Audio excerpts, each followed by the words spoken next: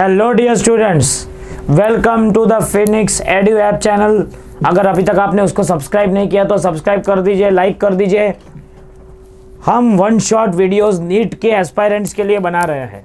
Last time मैंने आपके लिए मैकेनिकल प्रॉपर्टीज ऑफ सॉलिड्स का वीडियो बनाया था, जिसमें कॉन्सेप्चुअली मैंने बता के कुछ all variety of MCQs I had covered. अब we are going to the next topic, that is the mechanical properties of fluids. अब बेटा ऐसा है कि फ्लूइड इतना बड़ा है कि फ्लूइड के टॉपिक को वन शॉट वीडियो में करना एक इलॉजिकल चीज हो जाएगी। इसीलिए हाँ, come with 3 divisions of the videos. आज फर्स्ट डिवीजन कवर करेंगे, जिसके अंदर we are going to deal only with fluid statics. Okay, fluid statics. Fluid statics. Now what is fluid? Anything that can flow is a fluid. Gas as well as liquid can flow. लेकिन अगर as per kinetic theory of gases, gases हमेशा motion में होते हैं, वो कभी भी rest में नहीं होता। मतलब यहाँ मैं इस स्टूडियो में खड़ा हूँ तो यहाँ पे जो ऑक्सीजन का मॉलिक्यूल है वो एक जगह पे नहीं है, वो कंटिन्यूसली मूव कर रहा है। लेकिन अगर आपने ग्लास में पानी भरा और थोड़ी देर के लिए आपने उसको छोड़ दिया तो पानी स्टेबल हो जाता है। So fluid statics essentially deals with only liquids, इसीलिए इसको हाइड्रोस्टैटिक्स भी बोला जाता है, क्योंकि the easiest liquid that comes to our mind is water, and water means hydra, so it's hydrostatics. Yes, उसके छोटे छोटे कॉन्सेप्ट्स है, वो हम पहले कॉन्सेप्ट रिकैप्चुलेशन करेंगे और फिर कुछ हर वेराइटी का एमसीक्यू उसमें करेंगे। So let's start with the first concept, that is pressure at a depth below liquid. So I want pressure at a depth below the liquid surface. So this is a container in which there is water which is filled. Yeah. Then I want pressure at a depth h below the liquid. Yes. So pressure at a depth below the liquid, we know that it is known as the gauge pressure. कुछ लोग उसको gauge pressure भी बोलते हैं. Is given by h rho j. Yes, and the total pressure, because it is not in space, it is on the surface of the earth, so P is given by P0 plus H rho g. This is known as the total pressure. What is P0? P0 is atmospheric pressure. Atmospheric pressure is 1.013 into 10 raised to 5 pascals. Yes. अब atmospheric pressure को also it is known as, atmospheric pressure को क्या बोलते हैं? Atmospheric pressure को PA भी बोलते हैं, कुछ बुक्स में P0 भी बोलते हैं। That is 1 atmosphere. Yes, it is same as that of 76 centimetre और 760 mm ऑफ Hg. ज़्यादातर बच्चे समझ ही नहीं पाते इसका मतलब क्या है। इसका मतलब ये है कि अगर मैंने एक वायल लिया, वायल मतलब एक ट्यूब ली कैपिलरी की। यस, अगर मैंने एक कैपिलरी की नॉर्मल ट्यूब ली और उस ट्यूब के अंदर मैंने 76 सेंटीमीटर्स जितना मर्क्यूरी भर दिया, तो इसके बॉटम में जो प्रेशर आएगा ना, that is H rho g, that will be equal to the atmospheric pressure. Mercury की डेंसिटी हमें याद होनी चाहिए, इट इज़ 13.6 इंटू 10⁻³ kg पर मीटर क्यूब। इस चैप्टर में वाटर के रिलेटेड कोई भी कांस्टेंट, मतलब डेंसिटी ऑफ वाटर वगैरह नहीं दिया जाएगा, डेंसिटी ऑफ मर्क्यूरी भी नहीं दिया जाएगा। बाकी के कोई भी दूसरे लिक्विड्स होंगे उसकी डेंसिटी दी जाएगी, you don't have to learn that, but what you should remember is the density of mercury as well as the density of water. Yes, so therefore H rho g आप करके देखो, मैं भी करके देखता हूँ। तो H की वैल्यू आएगी 76 सेंटीमीटर, मतलब 10⁻² इंटू रो की वैल्यू यूज़ करो 13.6 इंटू 10⁻³ और G की वैल्यू यूज़ करो 10। तो जब आप इसको सॉल्व करोगे ना बेटा, तो आपको मिलेगा 1.013 इंटू 10⁵। अरे ये तो एटमॉस्फेयर का ही प्रेशर है। इसका मतलब है कि यहाँ से लेकर 400 किलोमीटर तक स्पेस होता है। यहाँ से आप सीधा बॉल फेंकोगे तो 400 किलोमीटर ऊपर जाएगा तो it will reach space.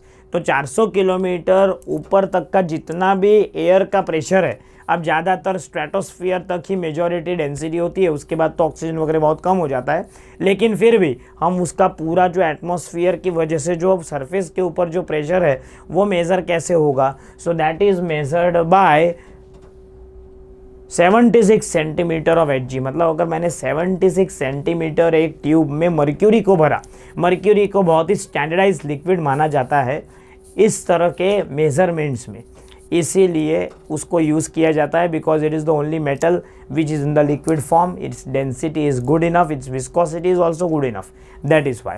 Are you getting it? So you will get 1.013 into 10⁵ pascals. अब मेरे पास जो लिक्विड का जो प्रेशर है ना वो आया h rho g। what it gives me an idea of the hydrostatic paradox। Hydrostatic paradox मतलब क्या कि अगर मैंने 3 अलग अलग शेप के कंटेनर बनाए, ये आपको पता ही होगा, हमारे NCERT में इस तरह का एक डायग्राम दिया हुआ है, that you already know, yes you already know it, but still I am drawing it for you so that you come to know again.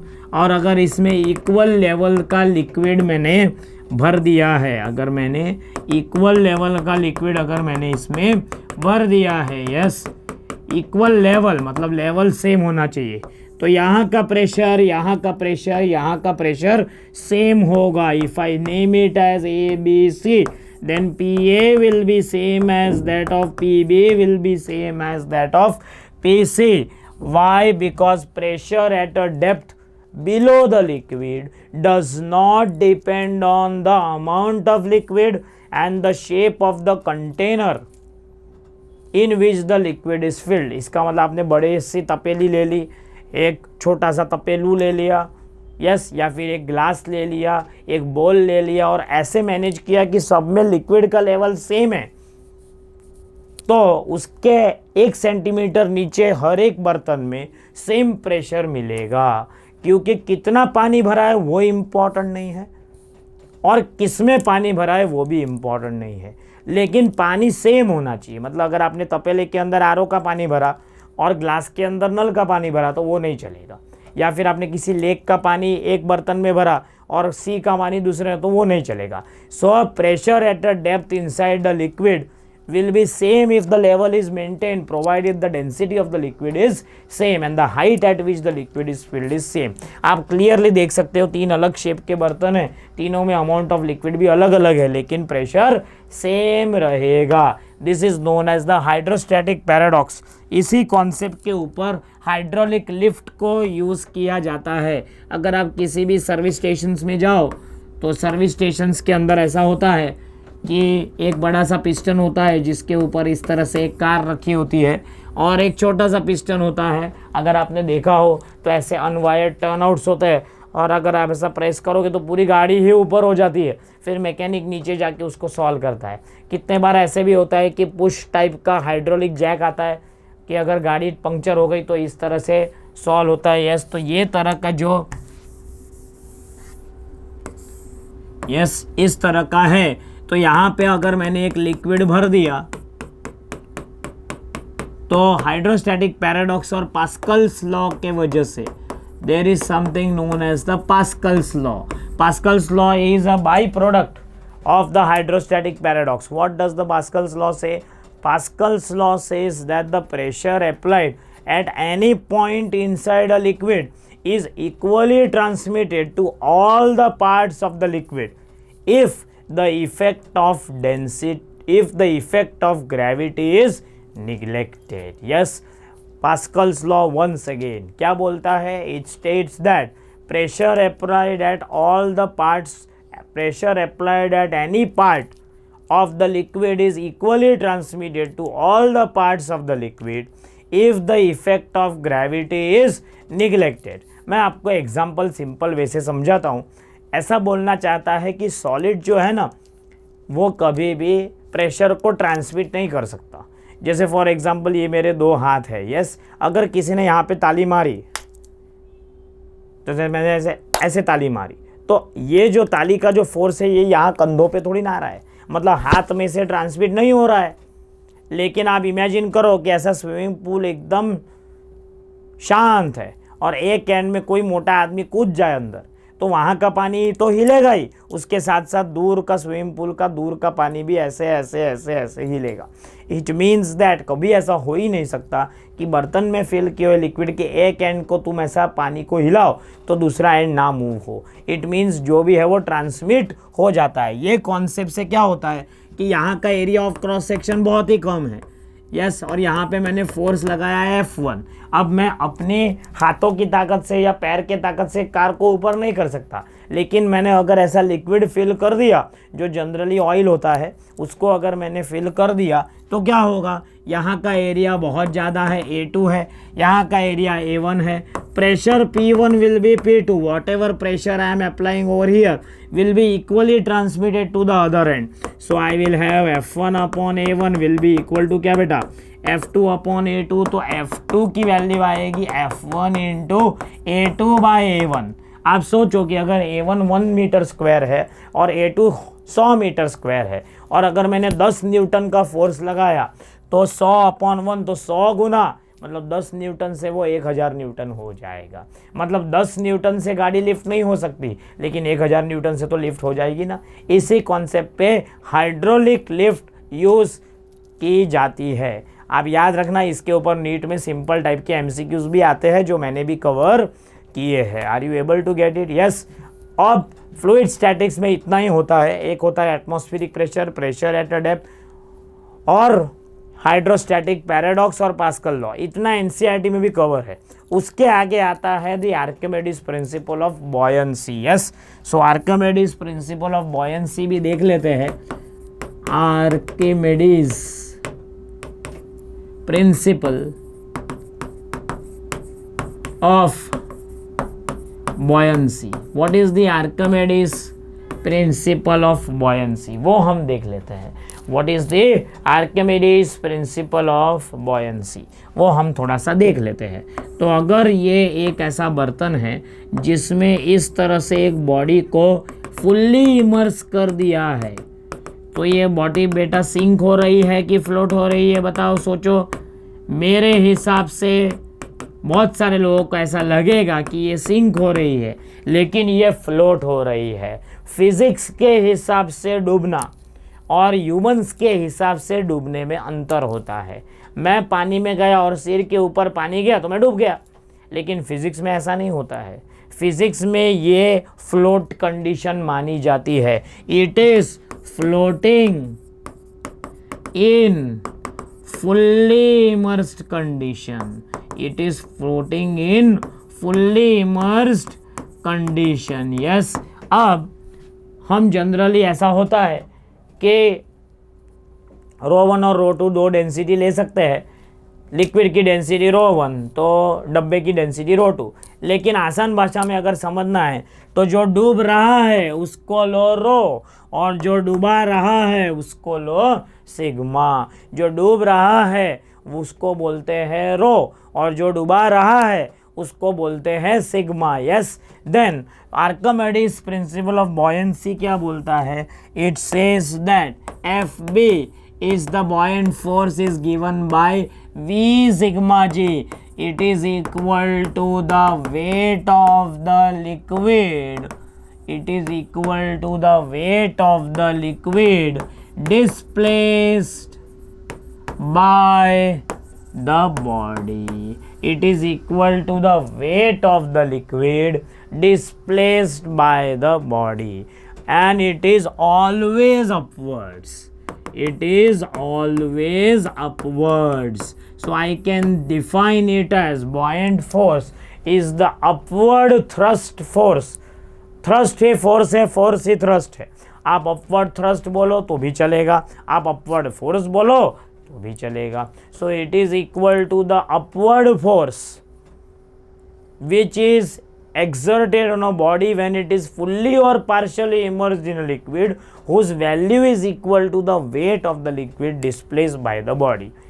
अब अगर बॉडी सिंक करती है, मतलब बॉटम पे जाके गिरती है, या फिर फ्लोट हो रही है पार्शियली इमर्स या फुल्ली इमर्स में, लेकिन बॉयंट फोर्स तो लगेगा ही। बॉयंट फोर्स हमेशा ऊपर लगता है और उसका डूबने और तैरने से कोई लेना देना नहीं है। पानी में जाएगा, जैसे मैं पानी में गया तो मेरे पैरों के वजह से जितना पानी सेपरेट हो रहा है उस पानी का वजन is equal to the buoyant force. आपने बचपन में स्टोरी सुनी होगी द थर्स्टी क्रो, जिसके अंदर पानी होता है और वो पेबल्स डालता है और पानी ऊपर ऊपर आता है। तो क्यों पानी ऊपर आता है? क्योंकि पानी की जगह उस पत्थर ने ले ली तो उतना पानी हटा, उतना बॉयंट फोर्स पत्थर के ऊपर लग रहा है। मतलब कोई चीज़ अगर डूब भी जाए तो भी उस पर बॉयंट फोर्स लगता ही है। ये असर्शन रीजन टाइप का क्वेश्चन आ सकता है। Yes, so Archimedes principle of buoyancy is different and Archimedes principle of flotation is also different. लोग जनरली उसमें मिक्स कर देते हैं। आर्किमिडीज ने दो प्रिंसिपल दिए, एक दिया आर्किमिडीज प्रिंसिपल ऑफ बॉयंसी, जिसमें उसने ऐसा बोला कि the upward thrust acting on a body which is partially और immersed inside a liquid is equal to the weight of the liquid displaced by the body।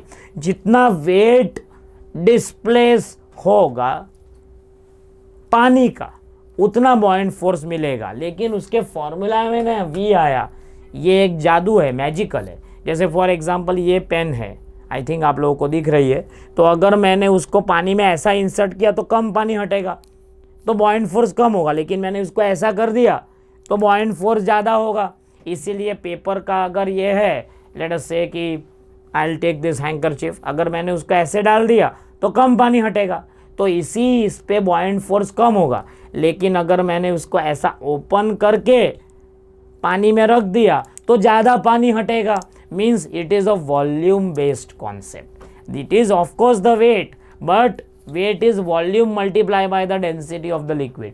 मतलब जितना वॉल्यूम ज़्यादा उतना बॉयंट फोर्स ज़्यादा। मतलब मैं खड़े खड़े पानी के अंदर जाऊँ तो कम पानी हटेगा, लेकिन अगर मैं फ्लैट ऐसा सो जाऊँ तो ज़्यादा पानी हटेगा। तो मेरा वज़न तो वही है, लेकिन बॉयंट फोर्स चेंज होता रहेगा कि आप किस एंगल पे कैसे अंदर जा रहे हो। क्योंकि buoyant force equal to weight of the liquid displace. जितना तुम लिक्विड ज़्यादा डिस्प्लेस करो उतना ज़्यादा बॉयंट फोर्स आएगा, जितना तुम लिक्विड ज़्यादा डिस्प्लेस करो उतना ज़्यादा बॉयंट फोर्स आएगा। Yes, then there is something known as the Archimedes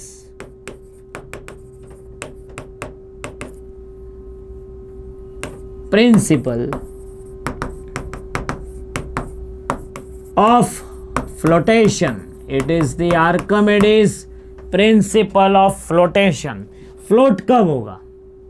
float तब होगा जब weight of body is equal to the buoyant force. अगर वेट ज्यादा है और बॉयंट फोर्स कम है तो बॉडी डूब जाएगी, ऑब्वियस बात है।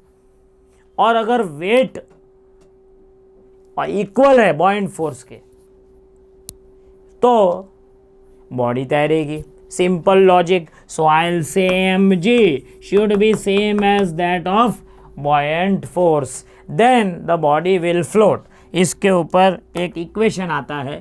लेट अस से कि इस तरह से एक बर्तन है, आर यू गेटिंग इट? और इस बर्तन में इस तरह से एक बॉडी फ्लोट हो रही है हाफ इमर्स्ड कंडीशन में। कितने इमर्स कंडीशन में? इस तरह से। बर्तन को भी छोटा कर देते, इतना लंबा बनाने की क्या ही जरूरत है। यस, तो इस तरह से पानी के अंदर सिर्फ इतना ही पोर्शन डूब रहा है। जैसे आप लॉग ऑफ वुड देखो तो लॉग ऑफ वुड में क्या होगा? वुड का थोड़ा हिस्सा बाहर होगा, थोड़ा अंदर होगा। So this much is outside, so इसको वी आउट बोलेंगे। दिस मच इज इनसाइड, इसको बोलेंगे वी इन। डूबने वाला है रो, डुबाने वाला है sigma. So I will say mg, the weight of the block should be equal to the buoyant force. Now what is the weight of the block? It is v rho g. लेकिन buoyant force होगा v in sigma g।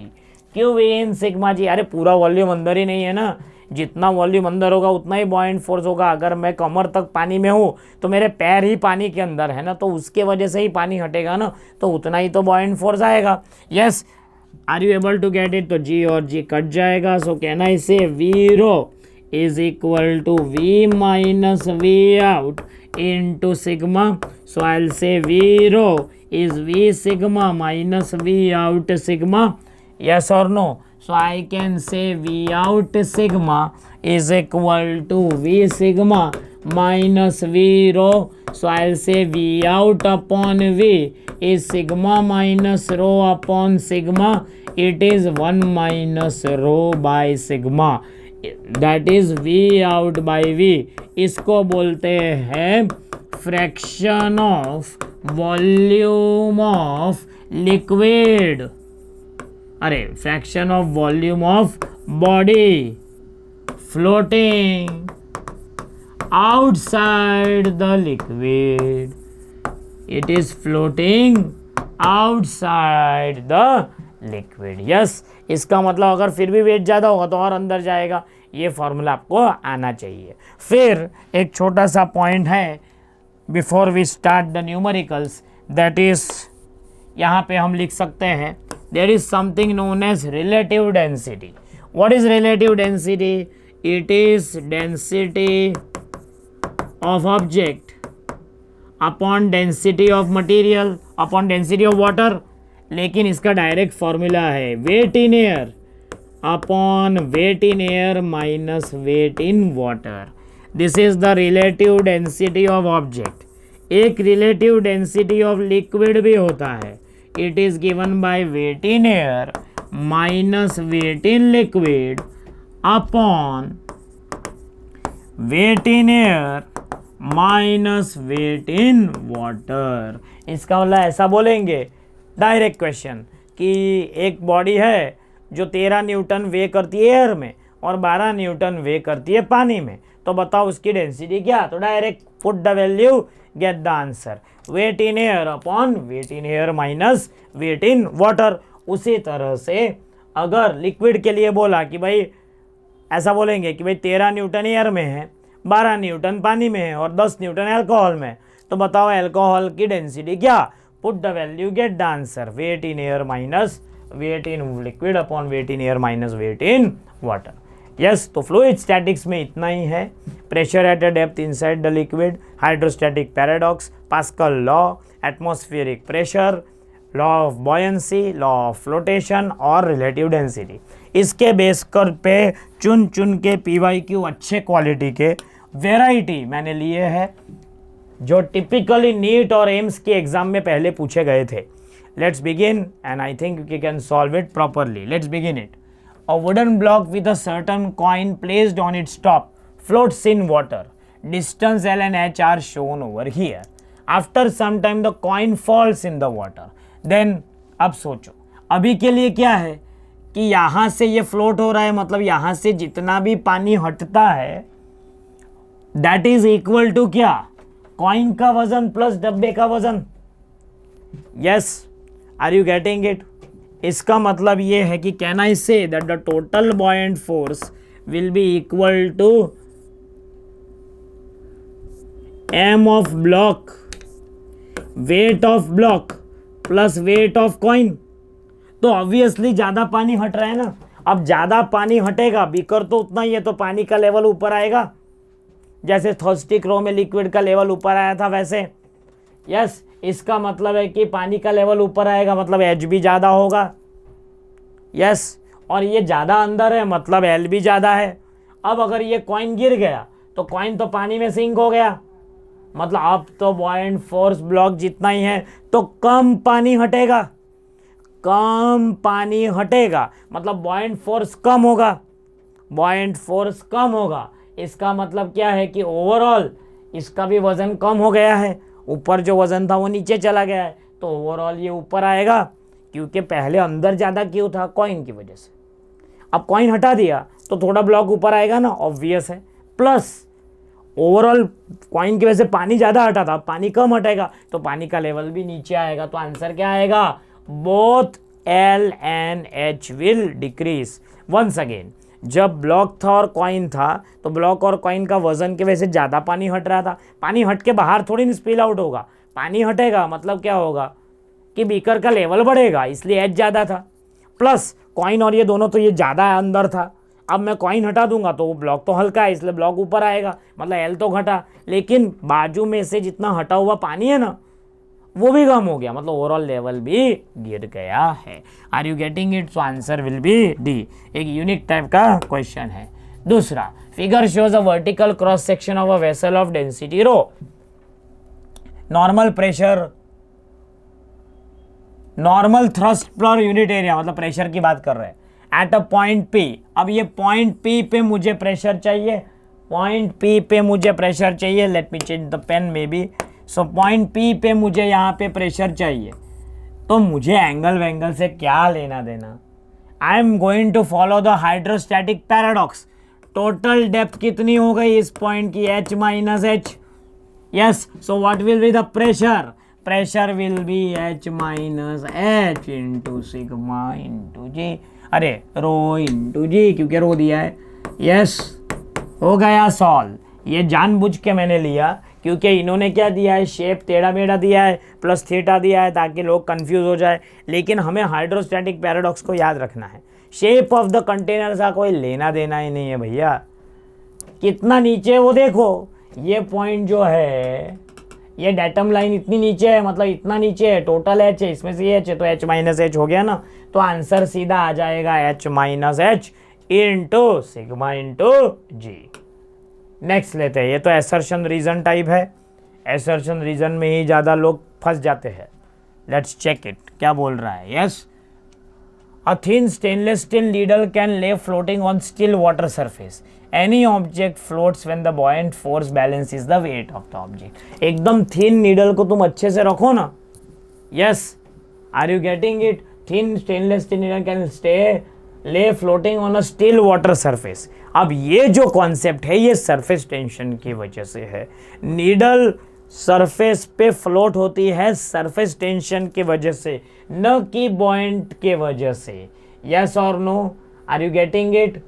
So answer should be assertion is correct, reason is also correct, but reason is not the correct explanation for assertion। आप याद रखना, needle float करती है surface tension की वजह से, क्योंकि नीडल को तुम ऐसे डालोगे तो धड़ाम से गिर जाएगी अंदर, तुम हल्के से उसको सॉफ्ट हैंड से रखना पड़ेगा। तो स्टिल वाटर सरफेस के सरफेस टेंशन के टेंडेंसी की वजह से वो फ्लोट होगी, ले float. It has nothing to do with the Archimedes principle, इसलिए खास ये क्वेश्चन मैंने लिया है। यस, सो ये बात तो अभी थोड़ी देर पहले ही मैंने बोली कि any object floats when buoyant force balance is the weight, लेकिन नीडल में ये कॉन्सेप्ट नहीं लगता है। यस, अब बैरोमीटर, बैरोमीटर लिक्विड का बना हुआ बैरोमीटर और गैस का बना हुआ भी बैरोमीटर या मैनोमीटर भी बोलते हैं। लो, a barometer is constructed using liquid 760 kg। What would be the height of the liquid when mercury barometer read 76? अब मर्क्यूरी बैरोमीटर 76 रीड कर रहा है। यस, मतलब एटमॉस्फेरिक प्रेशर है ना, अभी तो करवाया। So I can say H of mercury, rho of mercury into G should be same as that of atmospheric pressure. लेकिन मुझे वही एटमॉस्फेरिक प्रेशर किसी और लिक्विड से सेट करना है, तो रो ऑफ लिक्विड इंटू जी हो गया ना। सो कहना इसे, क्योंकि मुझे ये पता चल गया कि 76 सेंटीमीटर मतलब एटमॉस्फेयर का ही प्रेशर आया, तो एच रो जी अभी तो हमने किया, लेकिन कोई दूसरा लिक्विड यूज़ किया तो एच तो अलग हो जाएगा ना, क्योंकि मुझे तो वैल्यू चाहिए 1.013 इंटू 10⁵ चाहिए। तो मैं लिखूँ H of mercury, rho of mercury into G should be H of liquid, rho of liquid into G, G और जी गए। एच एम कितना दिया हुआ है? 76 सेंटीमीटर। उसको आंसर भी सेंटीमीटर में है तो रहने दो ना, क्या ही दिक्कत है। यस, इंटू, है ना, 2 मिनट, हाँ, इन मीटर, अरे ओके, हाइट इन मीटर बोला है तो सेंटीमीटर को मीटर में कन्वर्ट कर दो। 0.76 इंटू क्या बोला है 13,600 is equal to H L into ये कितना बोला है 760 बोला है। क्लियर? तो एक ज़ीरो और एक ज़ीरो गया, तो मैं बोलूँ 76 into 10⁻² into 136 into 10⁻1 is 76 HL। 76 गए। यस और नो? तो मेरा आंसर क्या आएगा? बताओ, ये 10⁻1 है, 10⁻⁻1 नहीं है, 10⁻1 है, देखो। यस, तो ये आएगा 136 into 10⁻⁻1 is equal to HL। तो HL की वैल्यू क्या आ जाएगी? 13.6 मीटर्स। क्या आ जाएगी? 13.6 metre. Yes, you have to say HM rho mg equal HM sigma g। Yes और नो? एकदम सीधा सीधा हिसाब है, इजी है, you can get it. Clear? Next, ये एक टिपिकल टाइप का यूट्यूब टाइप का क्वेश्चन होता है जिसमें ज़्यादातर बच्चे कंफ्यूज हो जाते हैं, डर जाते हैं। अरे कोई डरने की बात नहीं है, क्या बोल रहे हैं? U tube has water and oil on the left and right side, heights from the bottom of the water and oil column are 15 and 20। Density of oil is, पानी का डेंसिटी यहाँ दिया है, एक्चुअल नीड के बारे में नहीं भी देंगे। Pressure at a bottom should be same. So ये लॉजिक क्या बोलता है? यहाँ से ये ओपन है, मतलब यहाँ से एटमॉस्फेयर का प्रेशर होगा, यहाँ से भी एटमॉस्फेयर का प्रेशर होगा। लॉजिक क्या बोलता है? PA should be same as that of PB। So therefore I should say that क्या P0 प्लस पानी है ना, पानी 20 है, height from the bottom of water and oil. अच्छा, ये ऑयल है और ये पानी है, तो कहना इससे इट इज़ 15 ही रखते हैं, क्या ही दिक्कत है? 15 या फिर हम बोले H of water rho of water into G total pressure is equal to P0। H of oil rho of oil into G P0 और P0 गया, so I have H of water into G is H0 rho 0 into G, G और G भी गए। मुझे क्या चाहिए? मुझे रो 0 of oil चाहिए। सो आई विल से 15 सेंटीमीटर इंटू 1000 सेंटीमीटर, सेंटीमीटर तो कट जाएगा ना, इज इक्वल टू ये कितना दिया है बेटा? 20 सेंटीमीटर इंटू रो 0। यस, तो ये कट हो गया, 250 15 5 75 kg पर metre cube will be rho 750 kg पर metre cube will be rho. Very easy, straightforward. Yes, let's move ahead. एक गैप छोड़ दिया था, यूज ही नहीं हुआ। Submarine experiences a pressure of 5.05 into 10⁻6 at a depth of D1 in the sea. When it goes to a depth D2, it experiences 8 D2 minus D1 approximately क्या होगा? Yes, so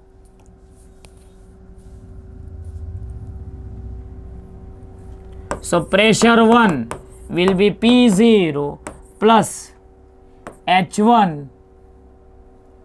अच्छा, D1 depth ही दिया हुआ है, D1 rho J। P2 will be P0 plus D2 rho J।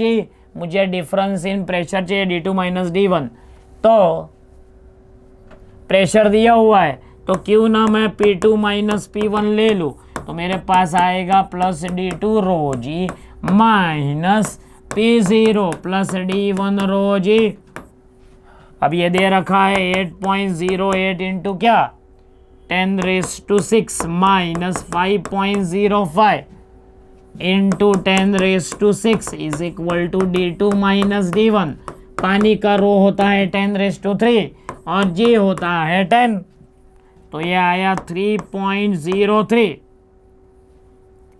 Into 10⁻6 is equal to D2 minus D1 into 10⁻4, तो D2 minus D1 आ जाएगा 330 metre. क्या आ जाएगा? 303 मीटर आ जाएगा। देखा आपने, नीट में बहुत ही इजी टाइप के क्वेश्चन आते हैं, आराम से आप सॉल्व कर सकते हैं। It is very very easy. आगे देखते हैं। Cube of external dimension 10 has an inner cubical portion of 5 whose density is twice that of the outer portion. Cube is just floating in a liquid of density this, find density of the inner portion. ये थोड़ा interesting type का question बना है, हम देखते हैं। Yes, सो इस तरह से एक क्यूब है, क्यूब के अंदर क्यूब है ना, और ये इस तरह से पानी में जस्ट फ्लोट कर रहा है। यस, डेंसिटी इज ट्वाइस, मतलब ये है 2 रो और ये क्या है, रो। यस और no, clear. So can I say volume V1 rho 1g plus V2 rho 2g should be equal to total volume into sigma into G. क्योंकि देखो इसका वजन mg, इसका वजन mg और टोटल, अरे पानी तो टोटल ही क्यूब का हटेगा ना, ये होगा सिग्मा, ये है रो 1 और ये क्या है, रो 2। वापिस देख लो, has a inner portion 5 whose density is twice that of the outer portion. अब यहाँ पे मेन चीज है, V1 का जो वॉल्यूम है ये आएगा, ये आएगा, मतलब it will be 10 cube minus 5 cube into row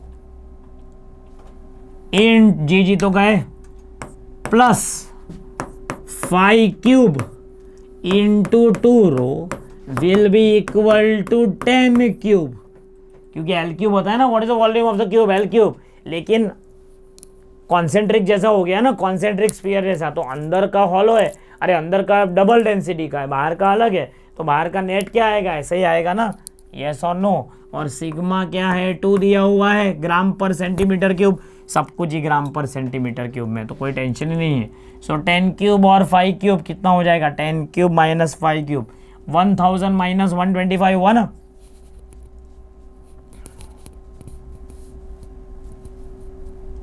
inner portion की डेंसिटी चाहिए तो मिल जाएगी, है ना।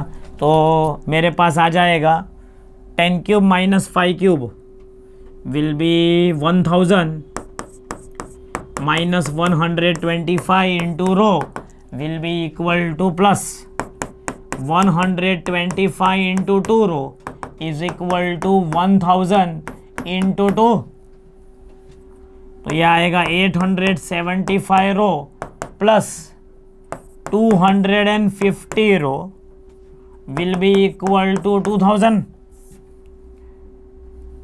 तो 800 प्लस 200 1000 होता है, 1000 और 1125 हुआ, 1125 rho will be equal to 2000।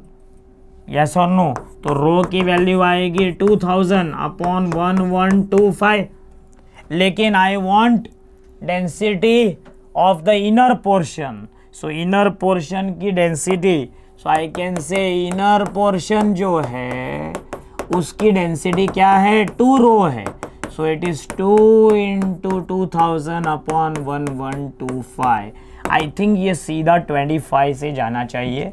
Yes, सो 25 4 जा 100 12 हो गया ना, तो 125, 25 5 जा 125, 25 8 जा 200, then I can say 5 9 जा 45, 16 5 जा 80, it should be 32/9, ऐसा कोई ऑप्शन है? Oh yeah, it is there, this 32/9। Main इसमें गलती क्या हो सकती है, मेन इसमें ये गलती हो सकती है कि इनर का जो वॉल्यूम है, इनर का जो वॉल्यूम है वो लेने में हमें 10 स्क्वायर माइनस 5। अच्छा क्वेश्चन है। यस, ये थोड़ा डिफिकल्ट टाइप का क्वेश्चन आ गया है नीट में, कभी कभार ही आता है। यस, कभी कभार ही आता है, चुन चुन के एक से एक क्वेश्चन लिए हुए हैं। ये भी अच्छा क्वेश्चन है। क्या बोल रहा है, an open ended tube of uniform cross sectional area contains water standing initially 20 centimeter from the bottom of each arm. Immiscible liquid of 4 gram is added to one arm until layer become this। अब ये जो है उसको हम ऐसे draw करते हैं। Initially क्या था, दोनों में 20-20 सेंटीमीटर तक का पानी था।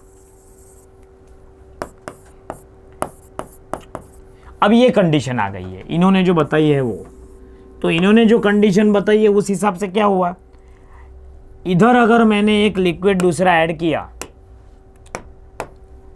इधर मैंने ऐसे लिक्विड ऐड किया,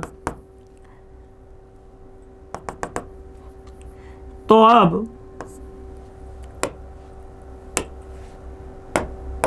ये पानी को ऐसा धक्का लगेगा, इसलिए पानी थोड़ा ऊपर जाएगा। पहले पानी यहाँ पे था 20 सेंटीमीटर, अब पानी यहाँ पे चला गया, let this be x।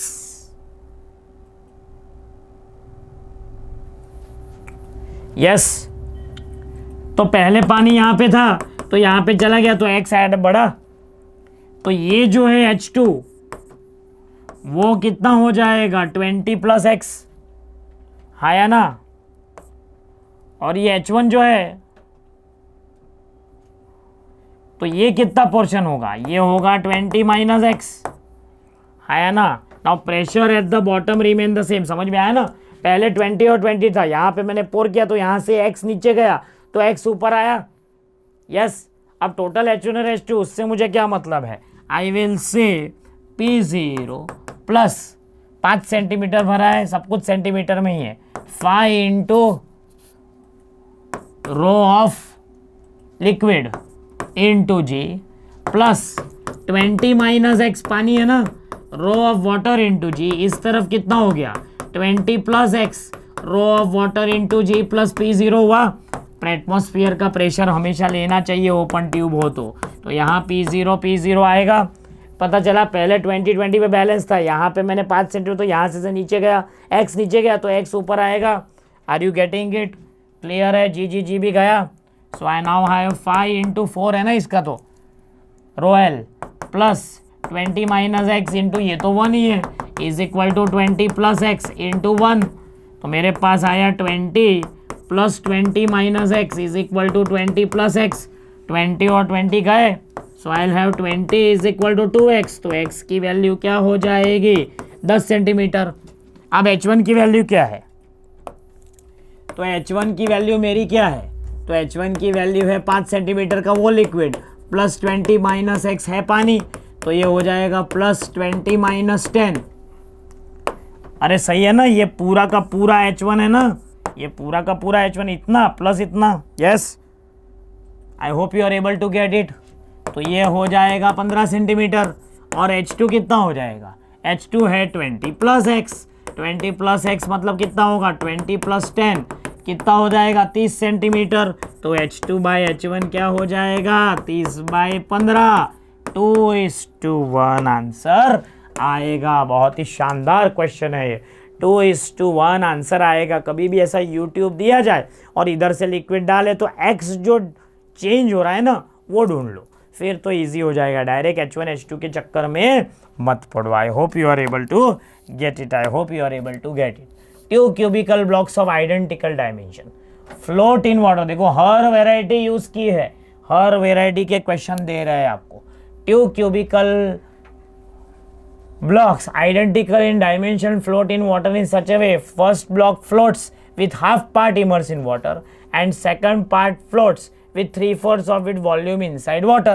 Ratio of density of the blocks क्या है, so V identical diameter volume से V rho 1g should be equal to V sigma g, जहाँ पे ये water है, and V rho 2g again हो जाएगा 3/4 of its volume inside water ना, first block flows half of this part, तो V by 2 sigma into g, और V rho 2g क्या है 3/4 वॉल्यूम इनसाइड वाटर, सो 3/4V इंटू सिग्मा इंटू जी, again ये water ही है, ratio ले लो ना भाई।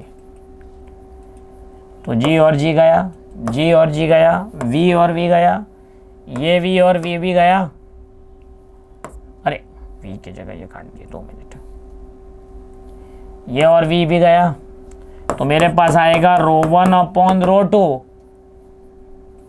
इज इक्वल टू 2/3,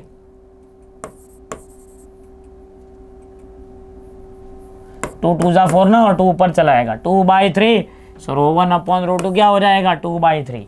पहला जो है वॉल्यूम सेम है, पहला हाफ में इमर्स्ड है और दूसरा किस में इमर्स्ड है 3/4 इमर्स्ड है। इजी टाइप का क्वेश्चन है। Yes, I hope you are able to get it. अगला देखते हैं, 2 substance destined rho 1 are mixed in equal volumes and the relative density is 4 when they are mixed in equal masses.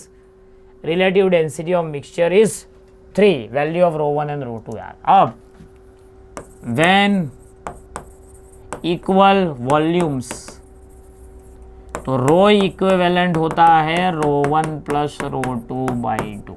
ये formula आपको याद होना चाहिए। And when equal masses होता है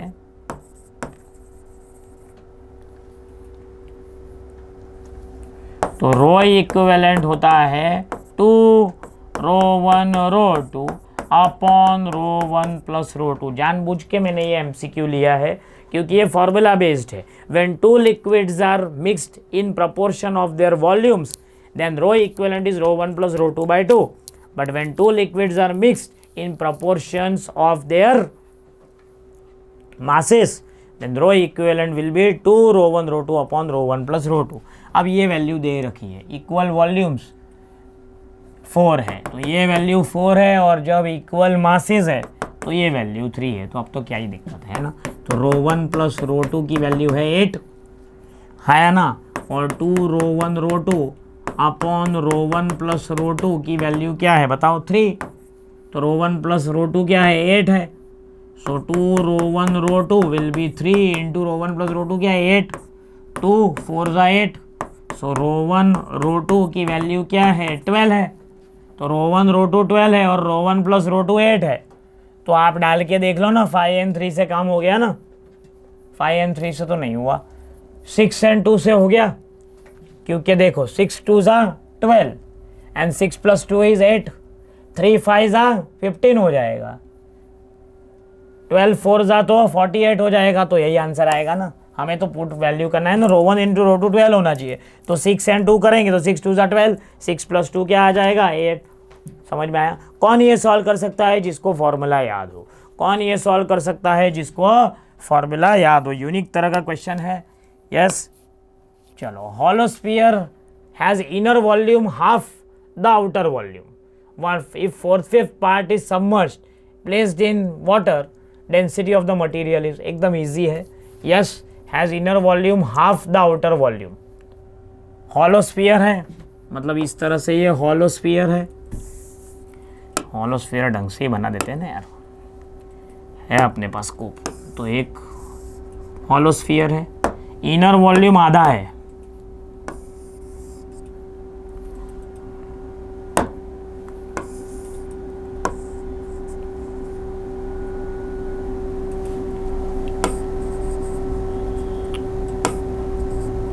ठीक है ना, इनर वॉल्यूम आधा है।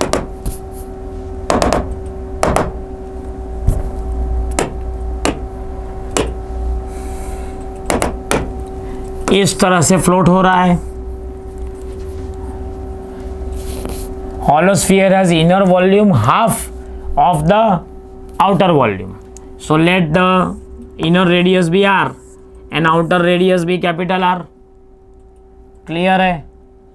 तो नाउ इट हैज गिवन कि inner volume is half, so 4/3 pi are cube is equal to 4/3 pi capital R cube by 2। So R cube की वैल्यू है R cube by 2। R cube की value क्या है R cube by 2 है। Yes, क्योंकि ऐसा बोल रहे हैं कि इनर वॉल्यूम जो है वो आउटर का वॉल्यूम का आधा है। अब बेसिकली हॉलोस्फीयर है मतलब जो भी वजन है वो तो यही है।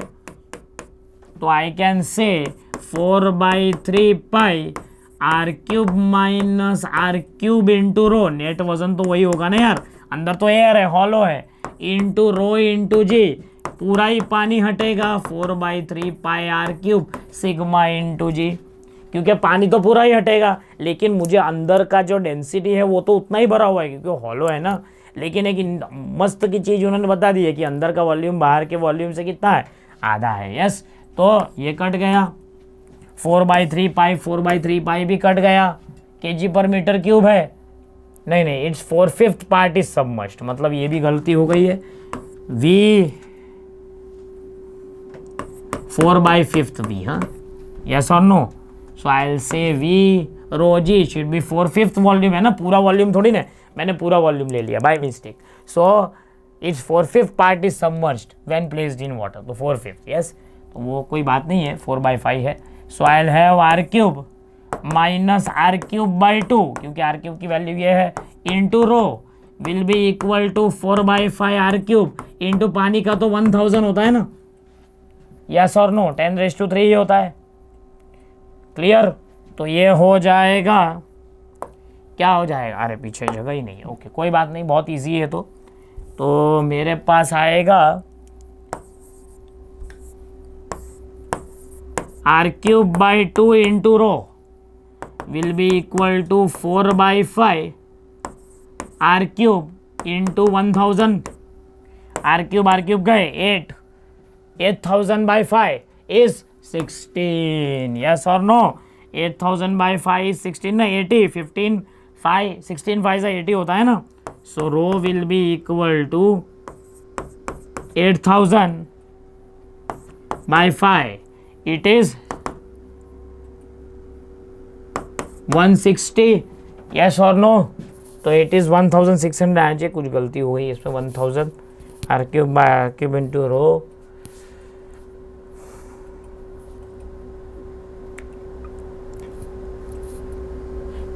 अरे बराबर तो है, यस यस और नो, 1000 यस 25, हाँ बराबर है, yes. So it is 1600, 1.6 kg per meter cube, yes, 8000 divided by 5 is 1600, yes, it is 1600 kg per meter cube। Same logic वो क्यूब वाला था, लेकिन ये भी थोड़ा सा अलग है। इसमें इन्होंने क्या किया, अंदर हॉलो था, तो कभी भी इस तरह क्वेश्चन आए आप याद रखना, r³ minus r³, l³ minus l³ करना भूलना मत, यस। हाँ ये भी मस्त है, candle of diameter d is floating in water in a cylindrical container d as shown, if it is burning rate is 2 centimeter per hour, then the top of the candle will, अब देखो 2 centimetre per hour से ये burn हो रहा है, clear? तो वो same logic है, ये बर्न होगा तो इसका वैक्स जो है, ये बर्न होगा तो इसका वैक्स ऐसे पानी में गिरेगा, पानी में गिरेगा तो क्या होगा कि ओवरऑल बॉयंट फोर्स भी कम होगा, बॉयंट फोर्स कम होने की वजह से कैंडल बाहर भी निकलेगी हमारे फर्स्ट क्वेश्चन की तरह, और प्लस यहां से भी नीचे उतरेगा। Are you getting it? तो इफेक्टिवली 2 सेंटीमीटर पर आवर से अगर ये गिर रहा है तो effectively fall of the flame will be 1 centimetre, आधा हो जाएगा ना, आधा हो जाएगा, क्योंकि क्या होगा 2 सेंटीमीटर पर आवर के रेट से बर्निंग हो रहा है, तो 2 सेंटीमीटर से उसकी फ्लेम, 2 सेंटीमीटर जितना वैक्स नीचे गिर रहा है, तो 2 सेंटीमीटर जितना वैक्स अगर नीचे गिरा तो क्या होगा, 1 सेंटीमीटर कैंडल ऊपर आएगी, 1 सेंटीमीटर कैंडल ऊपर आएगी, और 1 सेंटीमीटर पानी नीचे जाएगा, 1 सेंटीमीटर कैंडल ऊपर आएगी और 1 सेंटीमीटर पानी नीचे आएगा, क्योंकि पहले एल और एल इक्वल था, यस और नो। मतलब इफेक्टिव चेंज तो 1 सेंटीमीटर ही हुआ ना। हमें दिखने में क्या दिखेगा कि यार थोड़ी सी कैंडल ऊपर आई लेकिन थोड़ा सा पानी भी नीचे गया, मतलब वो इफेक्ट तो उतना ही रहा ना। ये बहुत ही अच्छा शानदार क्वेश्चन है, यस। हमारे फर्स्ट क्वेश्चन जितना है, एल और ये दोनों डिक्रीज होगा ना, वैसी वाली बात है, यस।